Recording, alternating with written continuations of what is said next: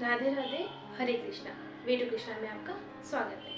आज हम महाभारत के उस भाग पर चर्चा करेंगे जो महाभारत के युद्ध में धर्म व सत्य की जीत में अहम भूमिका रखता है। हम चर्चा करेंगे कि अर्जुन ने महाभारत के युद्ध के लिए श्री कृष्ण को क्यों चुना। महाभारत का युद्ध तय होने के पश्चात अर्जुन बहुत ही व्याकुल व भयभीत हो रहे थे। अपनी इस व्याकुलता से बाहर आने के लिए अर्जुन भगवान श्री कृष्ण के पास सहायता के लिए जाते हैं। वहीं दुर्योधन भी भगवान के पास सहायता के लिए जाते हैं। युद्ध होने से पूर्व भगवान द्वारिका में अपने विश्राम कक्ष में विश्राम कर रहे थे।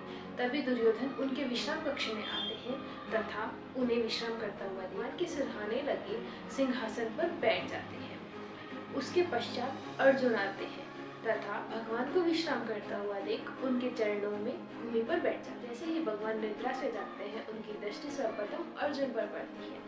वह अर्जुन से कहते हैं, हे पार्थ, तुम भूमि पर क्यों बैठे हो। तभी दुर्योधन कहते हैं, वासुदेव, युवराज दुर्योधन भी आपकी प्रतीक्षा कर रहे हैं। वार्तालाप के पश्चात भगवान श्री कृष्ण अर्जुन से कहते हैं, हे पार्थ, मैं तुम्हारे यहाँ आने का कारण जान सकता हूँ।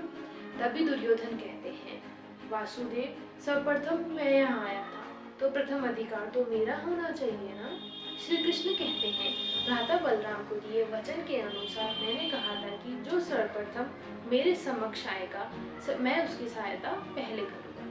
मेरी दृष्टि पहले अर्जुन पर पड़ी तो मैं पहले अर्जुन की सहायता करूँगा, तत्पश्चात तुम्हारी। दोनों की मंशा जानने के पश्चात भगवान दुर्योधन से कहते हैं कि अर्जुन यहाँ याचना लेके आए हैं और तुम योजना।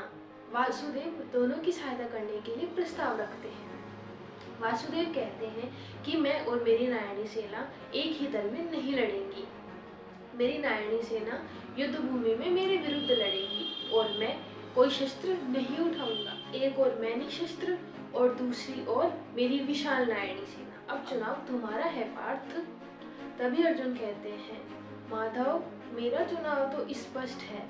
आप तो स्वयं ही सत्य, धर्म व प्रेम है माधव। न विजय की लालसा से न पराजय के भय से, सिर्फ धर्म के लिए मैं आपको चुनता हूँ माधव।